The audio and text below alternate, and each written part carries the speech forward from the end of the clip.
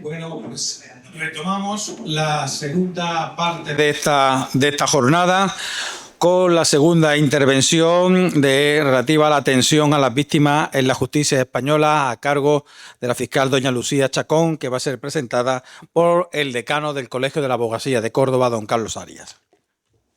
Bueno, buenas tardes de nuevo. Muchas gracias por la atención. Antes de nada, para mí es un lujo y es un privilegio y un placer que me hayan dado la oportunidad de presentar a quien considero muy buena amiga. Voy a leer un pequeño currículum según lo que nos han dado y según debe ser, aunque sea un resumen pequeñito de las múltiples, de las innumerables capacidades y títulos que tiene. Licenciada en Filología Española, Facultad de Filosofía y Letras, Universidad de Córdoba, que parece que no tiene nada que ver, pero sí tiene mucho que ver para una psicóloga, para una fiscal que sea licenciada en Filología Española, Facultad de Filología, es una cosa bastante importante. Licenciada en Derecho, Facultad de Derecho en la Universidad de Córdoba, doctora cum laude en la Universidad de Córdoba, abogada fiscal de adscripción permanente de Figueres de la Fiscalía Provincial de Gerona, abogada fiscal de la Fiscalía Provincial de Córdoba, Ministerio de Justicia, tutora de alumnos fiscales de la 50 promoción, de la 51 promoción, de la 58 promoción de la carrera fiscal del Ministerio de Justicia, fiscal de la Fiscalía Provincial de Córdoba, Ministerio de Justicia, fiscal delegada para la protección de las víctimas, Fiscalía Provincial de Córdoba, fiscal delegada de delitos de odio contra la discriminación, Fiscalía Provincial de Córdoba, miembro de la Comisión de Coordinación contra la Violencia de Género de la Provincia de Córdoba, fiscal mediadora de protocolo de actuación frente al acoso del Ministerio Fiscal y excelente persona. Cosa muy importante en los tiempos en los que estamos, porque además es una fiscal que cuando uno tiene que dice ¿quién es? Lucía, ay, qué bien. ¿Por qué? Porque por lo menos ya sabes, no quiere decir que vaya a pedir la solución de tu cliente, como es lógico, pero si sabes que la empatía que vas a tener con ella y sobre todo la empatía que va a tener con la persona, aunque le toque el papel de acusarle, está garantizada. Eso es en los tiempos que corren muy de agradecer.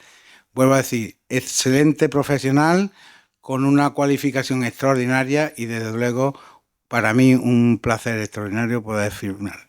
Excelente persona. Así que seguro que vamos a aprender muchísimo porque el tema que le toca precisamente no podría ser otra fiscal que lo hiciera porque era la protección de las víctimas. Muchas gracias. Enseguida tiene la palabra, Lucía.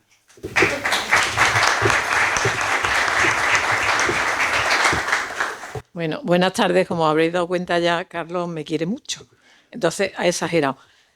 En primer lugar, quiero agradecer a la alcaldesa de Palma del Río por contar conmigo y al organizador de la jornada, mi compañero Fernando, haberme traído aquí para hablaros. Espero no aburriros y aportaros alguna cosa importante. Porque la víctima es la gran desconocida dentro de la justicia penal, sobre todo los ciudadanos cuando nos enfrentamos a asistir a los juzgados, vamos muy desconcertados, el ambiente es hostil, como todos sabemos, el lenguaje es bastante desconocido y no se sabe mucho de cuáles son los derechos que nos acompañan. He de deciros, en primer lugar, para los que no ejercéis el oficio de derecho en ninguna de sus vertientes, que el Ministerio Fiscal es un órgano constitucional y, de acuerdo con el artículo 124 de la Constitución, tenemos como función promover la acción de la justicia en defensa de la legalidad y de los derechos de los ciudadanos y el interés de la ley de oficio o a instancia de los interesados, así como velar por la independencia de los tribunales y procurar ante esto que la satisfacción del interés social. El Ministerio Fiscal o los fiscales no somos lo que aparecen en las películas americanas, que siempre acusamos, llegamos a acuerdos, sino que en nuestro ámbito de derecho los fiscales intervenimos en muchos procedimientos. Efectivamente, nuestro principal procedimiento es el penal, pero ya sabéis, los que trabajan en justicia saben, nuestra intervención en todas las jurisdicciones, en el procedimiento civil, cuando se trata de asuntos de familia y hay menores de edad o personas con discapacidad, en los procedimientos ante la jurisdicción social, cuando se trata de la defensa de derechos fundamentales, en la jurisdicción contenciosa, también cuando se trata de derechos fundamentales y, por supuesto, el ámbito de actuación general del Ministerio Fiscal es el ámbito penal. En la Fiscalía General del Estado, desde hace ya muchos años, existe un fiscal de sala del Tribunal Supremo encargado de la protección de las víctimas y de dar pautas de coordinación con el resto de las fiscalías provinciales, en donde en cada una hay una persona coordinadora de esta materia. En el caso de la Fiscalía Provincial de Córdoba, soy yo la que desempeña esta función desde el año 2016, con independencia de la delegación, la persona delegada de víctimas de violencia de género, la fiscal delegada de víctimas de violencia de género.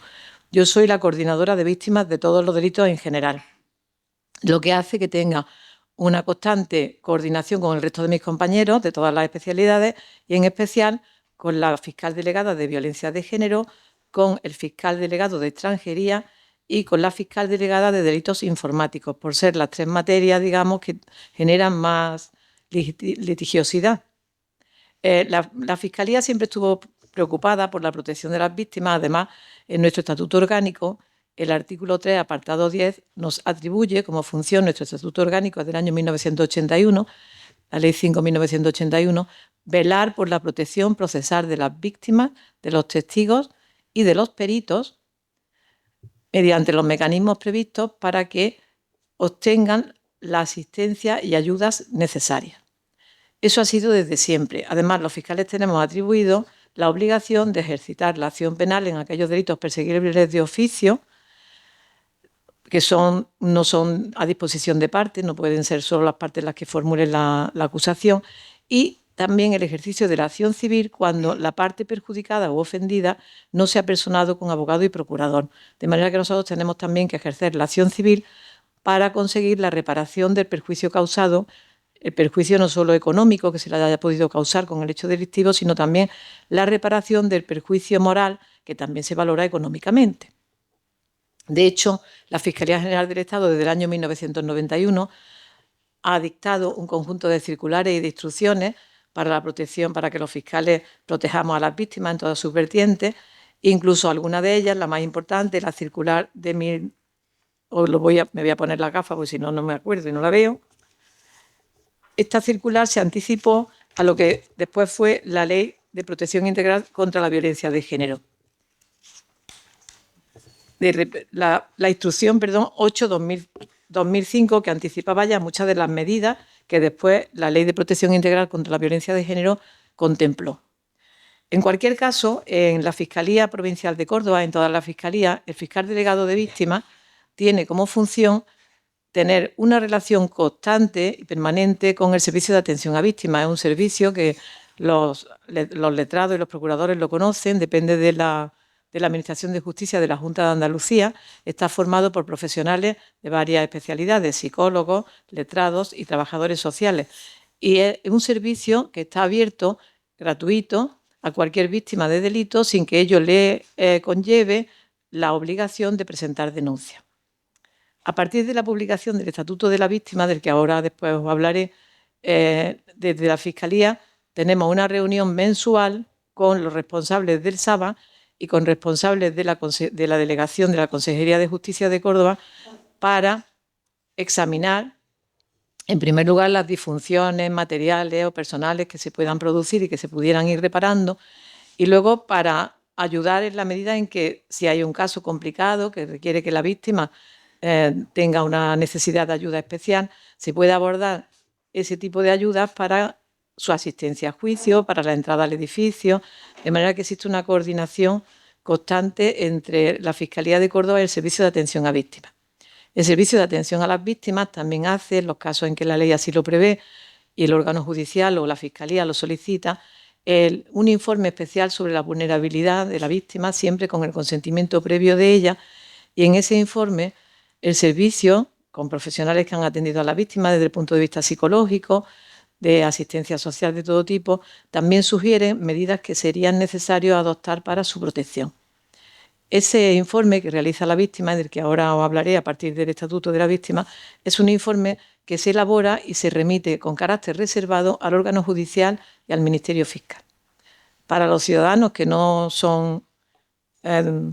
trabajan en justicia, que significa, el informe reservado significa que ese informe no estará dentro del procedimiento general y al que tan solo tiene acceso el juez o el órgano colegiado judicial que va a investigar o a enjuiciar el procedimiento y el Ministerio Fiscal. ¿Por qué?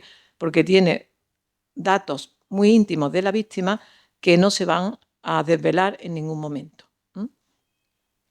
En nuestro ordenamiento jurídico existían muchas normas ya dispersas sobre protección de víctimas, por ejemplo, la Ley 35, 1995, para asistencia a víctimas de delitos violentos y contra la libertad sexual, la Ley de 2011 de víctimas de terrorismo, pero supuso un hito fundamental la publicación de la Ley 4/2015 del Estatuto de la Víctima.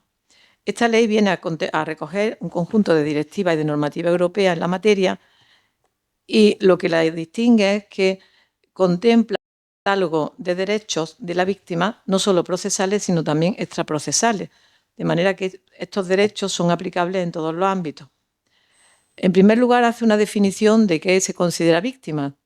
Se considera víctima del hecho delictivo toda aquella persona que sufre un daño físico, moral o económico derivado del hecho delictivo.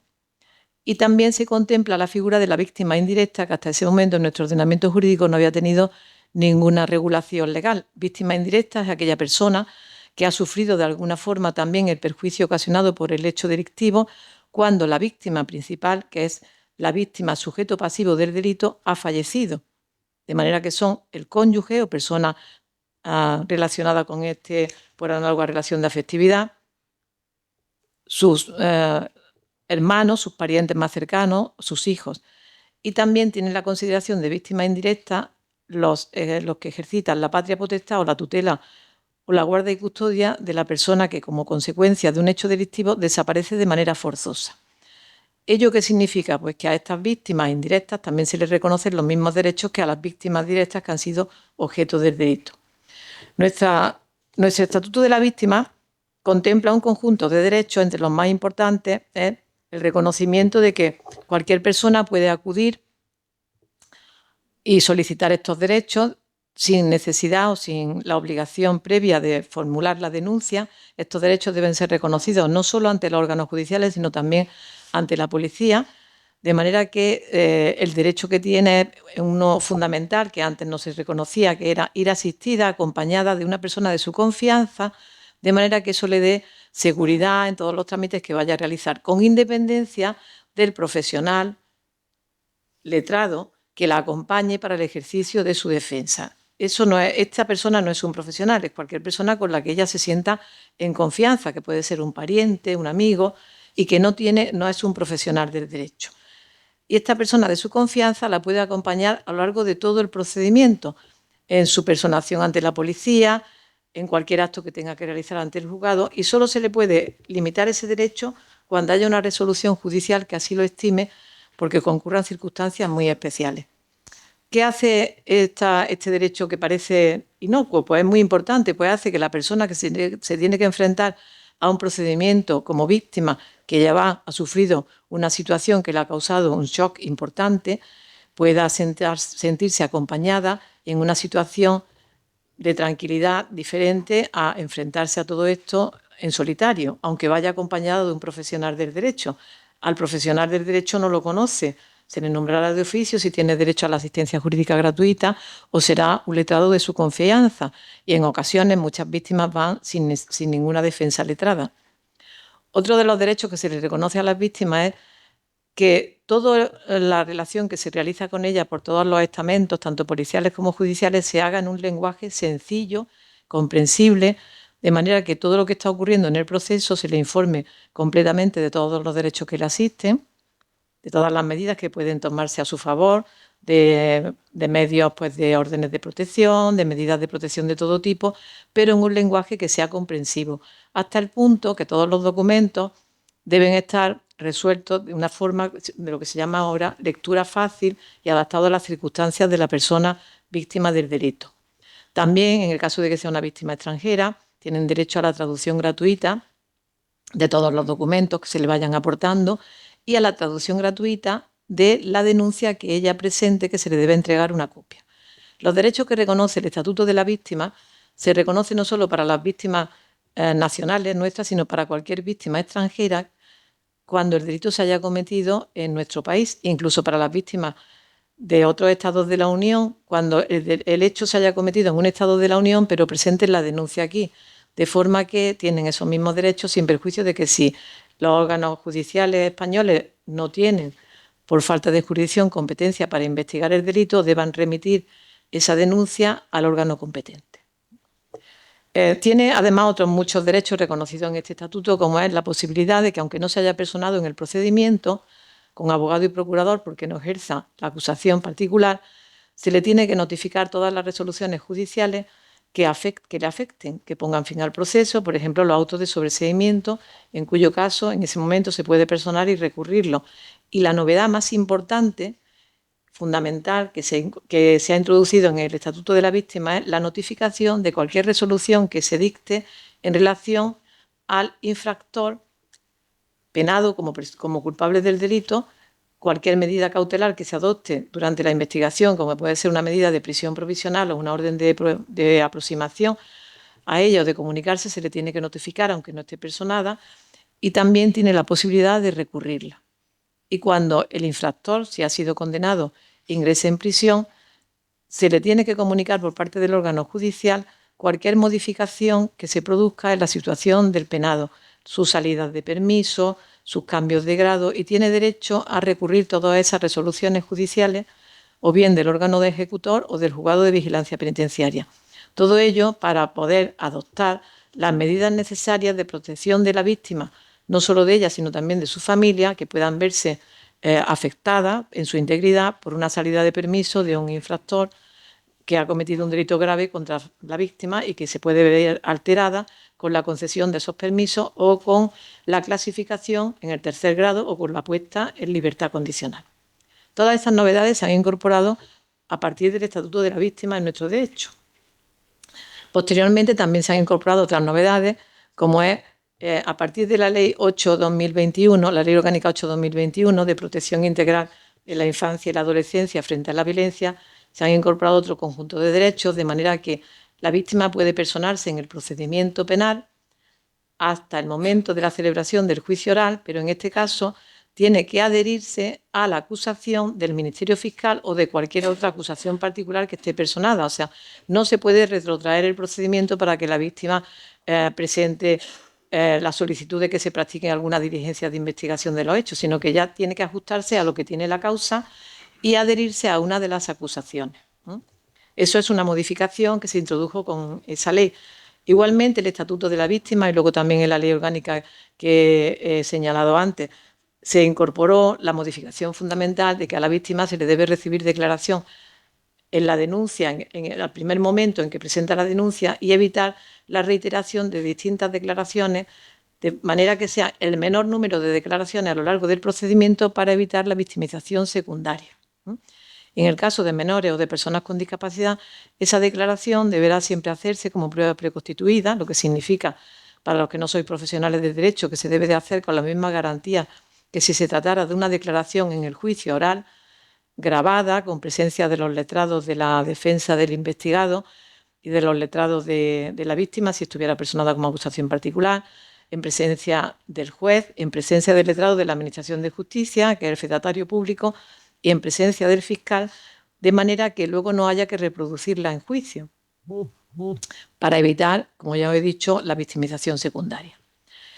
También la Ley Orgánica, la Ley 8/2021 no orgánica, que modificó de 2 de junio la Ley de Enjuiciamiento Civil, incorporó una figura muy importante que además, como la Ley de Enjuiciamiento Civil, para los que no sois profesionales de derecho, es supletoria para las demás jurisdicciones, que es la figura del facilitador, para atender a aquellas personas con discapacidad que tienen que dirigirse al órgano judicial para que sean entendidas por el órgano judicial y también para que sean respetados sus derechos y que ellas entiendan además todo lo que está ocurriendo en ese procedimiento. La figura del facilitador no es un profesional del derecho, el facilitador es un profesional, no tiene por qué ser un profesional del derecho, sino un profesional adecuado para hacer entender a la Administración de Justicia y también a la persona a la que está facilitándole esa relación qué ocurre, cuáles son las peticiones de esta persona y qué es lo que ocurre durante todo el procedimiento, de manera que sea entendible en ambos sentidos. Y además el facilitador tiene siempre que respetar la voluntad de la persona a la que está ayudando. O sea, no puede manifestar su voluntad, sino que tiene que ser la voluntad de la persona discapaz. ¿Eso qué significa? Pues que no puede intervenir, interrumpir, porque sería un ejercicio inadecuado de esa función. Actualmente la figura del facilitador ya está incorporada en la Administración de Justicia, la ejercen organizaciones no gubernamentales. Los facilitadores son personas que han tenido que realizar determinados cursos de cualificación para la materia que se les exige. Estamos hablando de personas con discapacidad que pueden ser discapacidades de tipo intelectual, pueden ser discapacidades pues, de tipo de personas autistas, personas con algún tipo de dolencia psíquica que no les permita conocer el desarrollo normal del procedimiento, o pueden ser personas con deficiencias de carácter físico, como auditiva, sensoriales, de lenguaje. Entonces, cada facilitador será adecuado para la persona a la que tiene que acompañar en ese momento para que el proceso le sea lo menos complicado posible. Y una de las cosas que incorpora la ley a partir de esa modificación es que no es la persona la que se tiene que adaptar al proceso, sino que es el proceso el que se tiene que adaptar a las necesidades de la persona. De hecho, a partir de la Ley Orgánica 8/2021 se ha incorporado en los temarios de todos los funcionarios al servicio de la Administración de Justicia la obligación de tener formación sobre estos principios de igualdad, de no discriminación específica, para que entre nosotros tengamos toda una sensibilidad especial, podamos atender a los ciudadanos con esas dificultades de discapacidad que tienen el mismo derecho que los demás ciudadanos. En la Fiscalía de Córdoba, pues entre las funciones que a mí me competen, además, como ya os he contado, de tener una reunión mensual con el Servicio de Atención a las Víctimas, tenemos otras muchas funciones.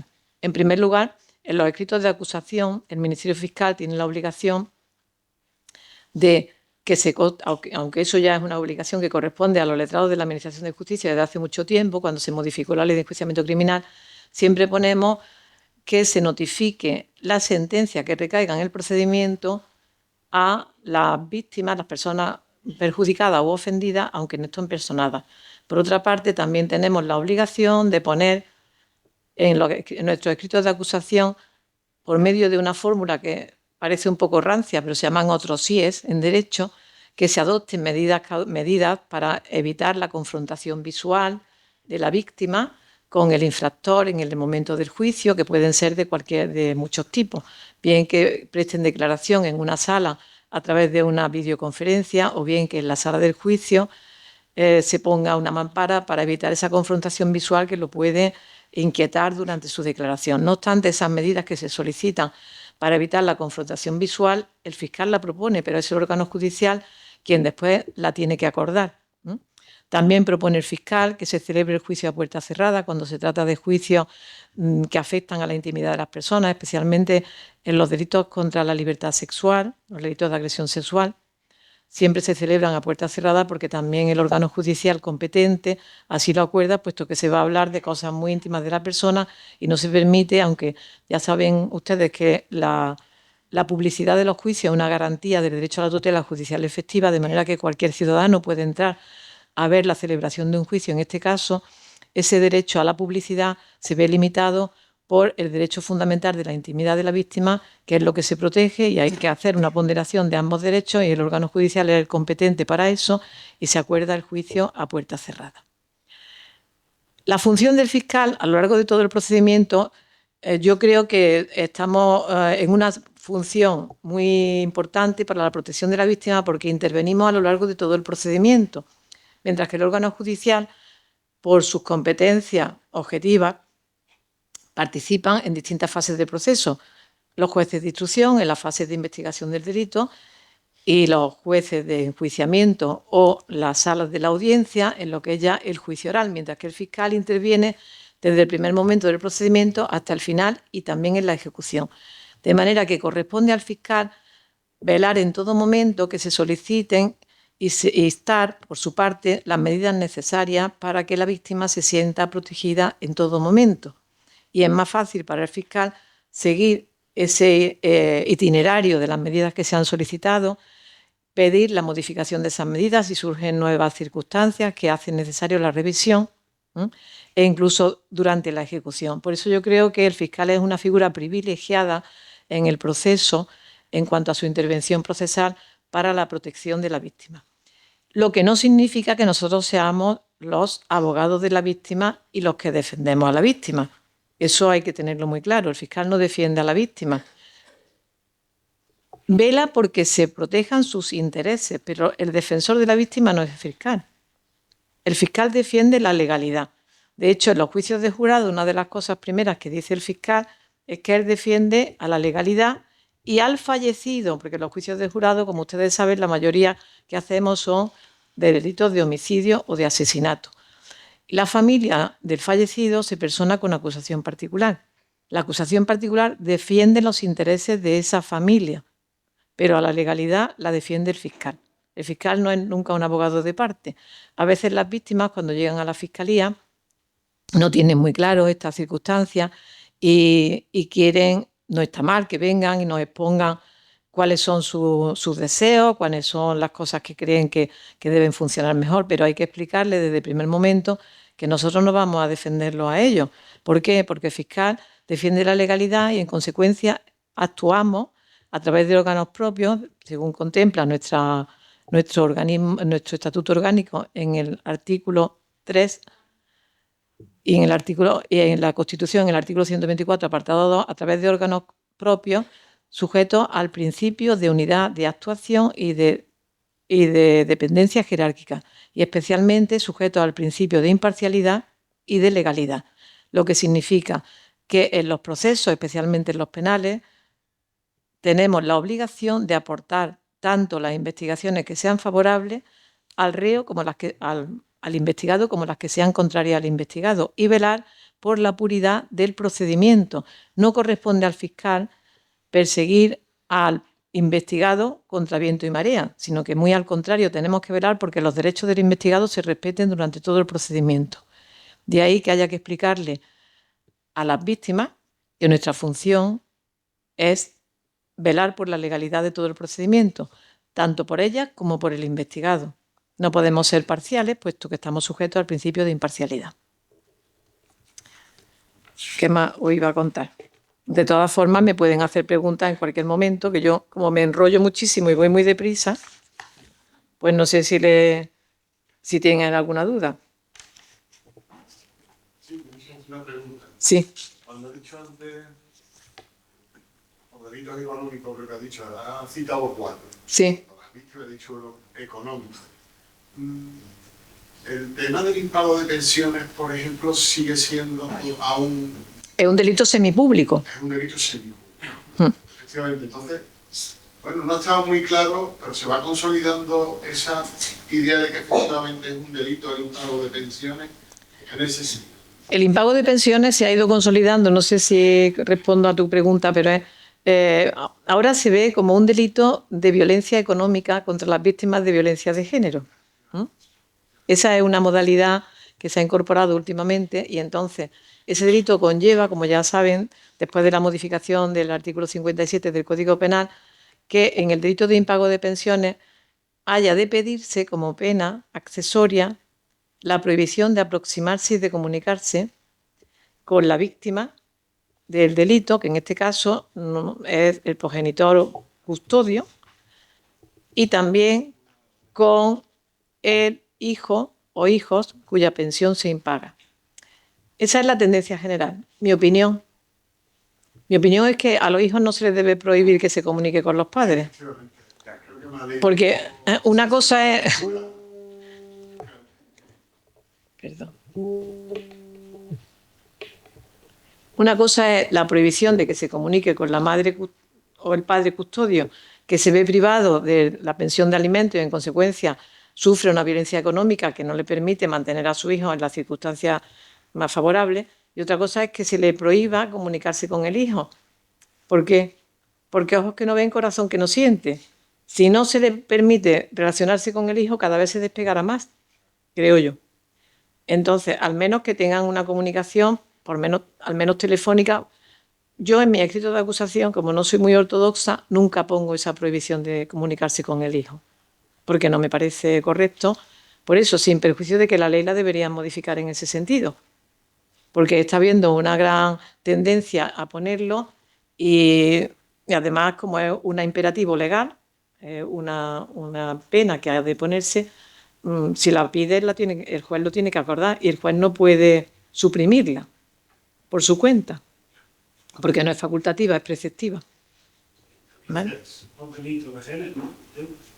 Es que se considera que es un delito de violencia de género, violencia económica. ¿No?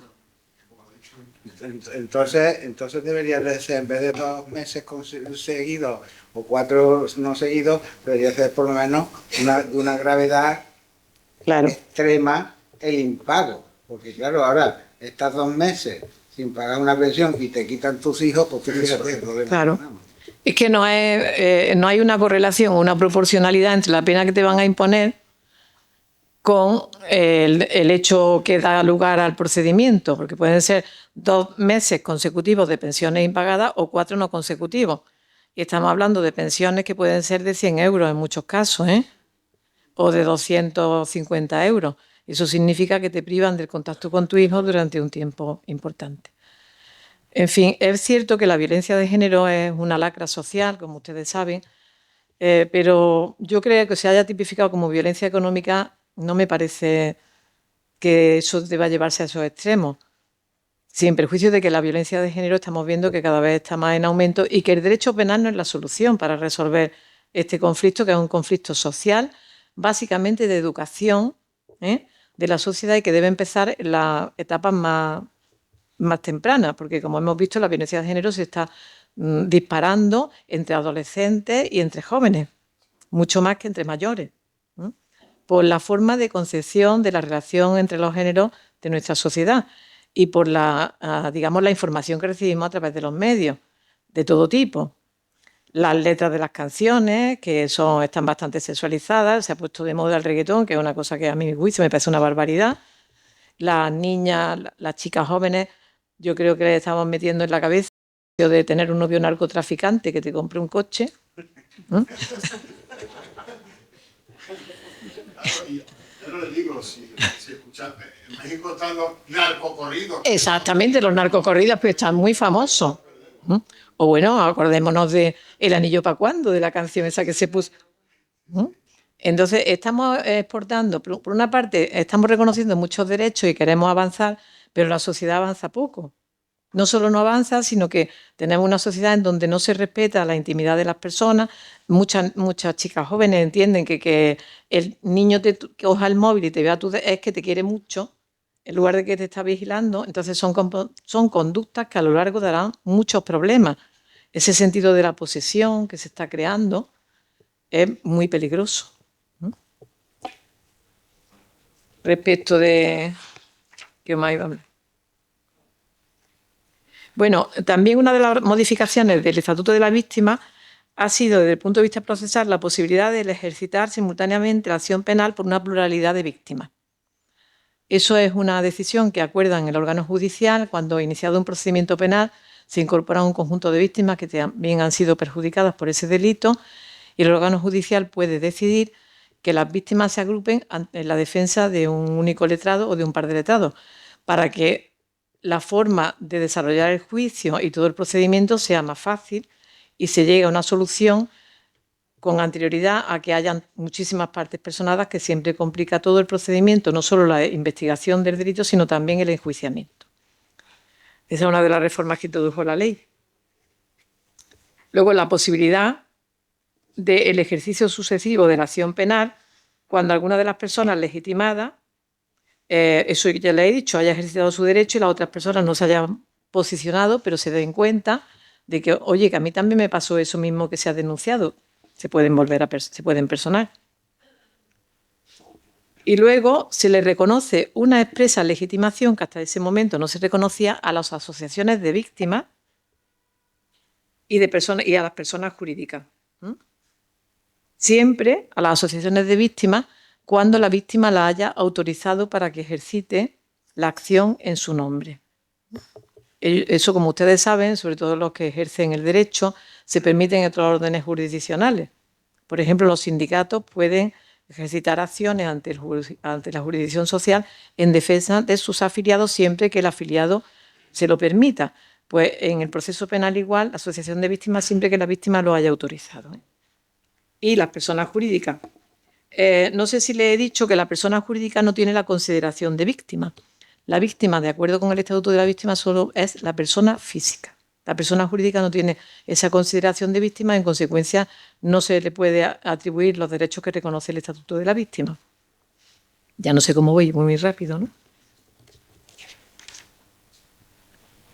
Luego, también recoge la posibilidad el Estatuto de la Víctima de adoptar como medidas cautelares la suspensión de la patria potestad, sobre todo en los delitos de agresión sexual, los delitos contra la integridad física, la posibilidad de que exista una supervisión, no solo la supresión de la patria potestad como medida cautelar, sino que se establezca una supervisión del ejercicio de esa patria potestad a través de los servicios previstos, en este caso la Junta de Andalucía, que es la que se encarga de proteger a los niños que se declararan en desamparo, los menores en desamparo, y la suspensión o la modificación del régimen de visita o de comunicación. Los letrados, que ya ejercen hace tiempo, saben que antes las órdenes de protección que se adoptaban y se siguen adoptando para proteger a las víctimas de violencia de género, si los progenitores, había menores y los progenitores no tenían ningún tipo de medida en relación a los menores porque no tenían ningún procedimiento de familia, de separación o de divorcio o de medidas de hijos no matrimoniales, en la orden de protección se incluían las medidas civiles para la protección de esos niños, que consistían en la atribución de una pensión de alimentos, se solicitaba una pensión de alimentos y un régimen de visitas para el progenitor, en este caso el investigado, de manera que, salvo en casos graves, pudiera seguir tratándose con su hijo. A partir de la última reforma de la ley del Código Penal y de la ley de enjuiciamiento civil y del Código Civil, la persona investigada por un delito de procedimiento de violencia de género no puede tener ningún tipo de régimen de visitas con sus hijos, mientras tenga la condición de investigado. Y en el caso de la orden de protección no se puede acordar ninguna medida en relación a las visitas con hijos, y si lo tuvieran adoptadas esas visitas porque ya sean de una pareja que ya no conviven y haya habido un procedimiento civil que regule esas medidas, se suspenderán las medidas. Lo único que se puede solicitar en una orden de protección, si no tuviera nada previsto, es la solicitud de una pensión de alimentos en favor de los hijos menores a cargo del progenitor que se quede conviviendo con ellos y que no tenga la condición de investigado, y abonar por el investigado. Eso han sido también unas reformas que se han introducido en las leyes en los últimos años. Por otra parte, el Estatuto de la Víctima, en el caso del pago de las costas, que como ustedes saben son los gastos del juicio que conlleva la personación de la víctima con una acusación particular, con una forma, cuando no tiene derecho a la asistencia jurídica gratuita, pues en este caso ha previsto, la ley se ha reformado en el sentido de que se le da preferencia al pago a las costas de la víctima por encima de la indemnización del Estado.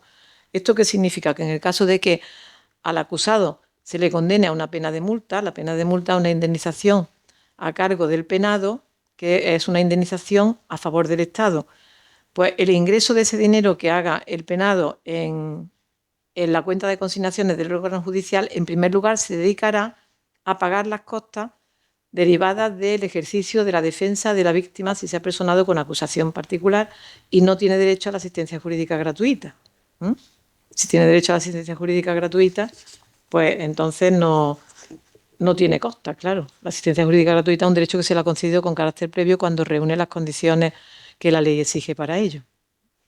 Respecto de la figura del facilitador, lo que no le he explicado, no solo del facilitador, sino que en relación con las personas con discapacidad, se le ha reconocido también en la reforma de la Ley 8/2021, de 2 de junio, el derecho a la asistencia jurídica gratuita, con independencia de su situación económica, siempre que tenga una discapacidad. De manera que todas esas figuras, la del facilitador o la del letrado que lo tenga que acompañar y asistir, forma parte del derecho a la asistencia jurídica gratuita. son con los que trabajamos en Derecho, sí conocemos este tipo de reformas, pero en realidad son grandes desconocidas, porque las personas con discapacidad, a partir de la Convención de Naciones Unidas sobre las personas con discapacidad, han cambiado esencialmente la concepción de cómo lo aborda el derecho en los procedimientos. Antes se llamaba procedimientos de incapacitación de la persona. Esos procedimientos ya están todos suprimidos con la ley nueva de jurisdicción, la ley de jurisdicción voluntaria. Las personas se les trata de otra forma, lo que se trata es que se les ponga una persona que sea capaz de complementar los apoyos que necesitan para el ejercicio de forma igual de sus derechos. De manera que ahora ya no existen personas a las que se les incapacite absolutamente de todos los derechos, sino personas a las que se le nombra un curador o un guardador de hechos, que es la que complementará a esta persona en el ejercicio de todos sus derechos en el ámbito de la vida civil y en el ámbito de la vida judicial. A ver qué más se me olvida, que les cuente.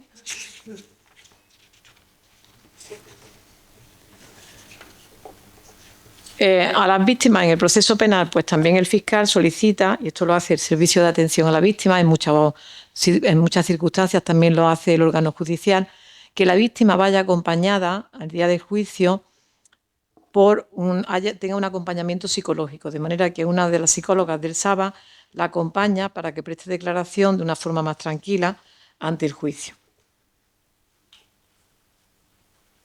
Y en el caso de que se llegue a una conformidad, los letrados saben que hay un protocolo de conformidad que se hace ante la Fiscalía en los procedimientos penales.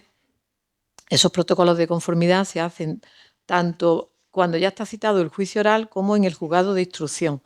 En el protocolo de conformidad se obliga, por parte de los fiscales, tenemos la obligación de informar a la víctima de que se ha llegado a un acuerdo entre el abogado del investigado, en el caso de que todavía, claro, no se ha celebrado el juicio, por eso se llega a ese protocolo de conformidad y a un escrito de conformidad conjunto en el que participan la defensa del acusado, el Ministerio Fiscal. Si la víctima está personada como acusación particular, el letrado que la defiende a ella, en ese caso la víctima está informada de cuáles son las circunstancias de ese acuerdo de conformidad, pero si no está personada, que es en la mayoría de los procedimientos, las víctimas no se personan como acusación particular, porque ya el fiscal ejerce la acción penal y no se personan. Pero sí hay que informarla de cuáles han sido las circunstancias de esa conformidad, qué indemnización se le va a pagar y, sobre todo, se las libera de saber que no van a tener que ir al juicio oral a prestar declaración, circunstancia que la inquieta mucho, porque cuando llega al juicio oral la víctima ha declarado, en el mejor de los casos, al menos 2 veces, ante la policía y ante el juez de instrucción. Eso en el menor de los casos. En otros ha declarado ante el juez de guardia y después, cuando ese procedimiento se turna al juzgado de instrucción que le corresponde, porque puede ser que no estaba de guardia ese día, en muchas ocasiones se le recibe de nuevo declaración. Entonces, la víctima se ve muy liberada de esa obligación de volver a declarar, la víctima y los testigos, porque la función de testigo en un proceso penal, en cualquier proceso o en el civil, es muy complicada. Los testigos van a dar conocimiento de los hechos que ellos han visto o han conocido, pero son personas que van nerviosas, evidentemente, porque ir a un juicio nunca es agradable. Estamos todos con nuestra batita negra, que da mucho miedo, el tribunal sentado allí formalmente, los testigos van nerviosos, entonces que un testigo sepa que ya no va a ser necesario que se le convoque a juicio oral también los libera en gran medida de esa carga y de ese sufrimiento que le conlleva el procedimiento penal. A ver qué más os cuento. El Servicio de Atención a Víctimas tiene en la Ciudad de la Justicia 2 sedes. Una sede que es en la planta primera, que es la sede general, donde pueden acudir todos los ciudadanos porque ese servicio es gratuito, y luego una sede en el juzgado de guardia. Pero luego hay un equipo itinerante que también va por los distintos juzgados de los partidos judiciales de la provincia. Tienen un calendario de fechas semanales por las que van para que las víctimas de los partidos judiciales de la provincia no estén en desventaja con respecto a las víctimas de Córdoba, de la ciudad de Córdoba. También tenéis que conocer que el Servicio de Atención a Víctimas se elaboró, cuando nos cambiamos a la Ciudad de la Justicia, se elaboró un protocolo para recibir declaración a los menores víctimas de delitos violentos contra ellos y contra la libertad sexual, un protocolo para que se le recibiera esa declaración a la que me he referido antes como prueba preconstituida en una sala que se llama la sala Gesser, porque la inventó un psicólogo que así se llamaba. Y esa sala Gesser pues, es una sala que está adaptada a los menores con muebles adaptados a sus circunstancias, una sala, digamos que agradable, y quien le recibe la declaración a los menores es una psicóloga, o un psicólogo, generalmente son mujeres, son psicólogas. El órgano judicial y también la defensa del investigado, la acusación particular y el fiscal, envía al órgano judicial un conjunto de preguntas sobre los hechos, de manera que es la psicóloga la que hace esas preguntas al menor, previamente introduciéndolo de una manera de acuerdo con su sistema de trabajo, que haga que el menor no se sienta victimizado, que esté tranquilo y que pueda contar con detalle y a su manera lo que le ocurrió sin verse presionado por la presencia del tribunal constituido, del fiscal que le pregunte directamente, o del juez, del abogado del investigado que le pregunte, o del abogado de la defensa, de la acusación particular. De esa manera, su declaración es mucho más espontánea y se puede llegar mucho mejor al conocimiento de la verdad material, que es lo que se pretende en el juicio oral, para que en el caso de los juicios penales pues se pueda llegar a una solución justa. También está el equipo psicosocial que interviene en los procedimientos de familia, que ustedes conocen, sobre todo los letrados, que también entrevistan a los menores cuando se trata de tomar decisiones sobre la guardia y custodia de los padres o sobre alguna circunstancia que a ellos les afecte.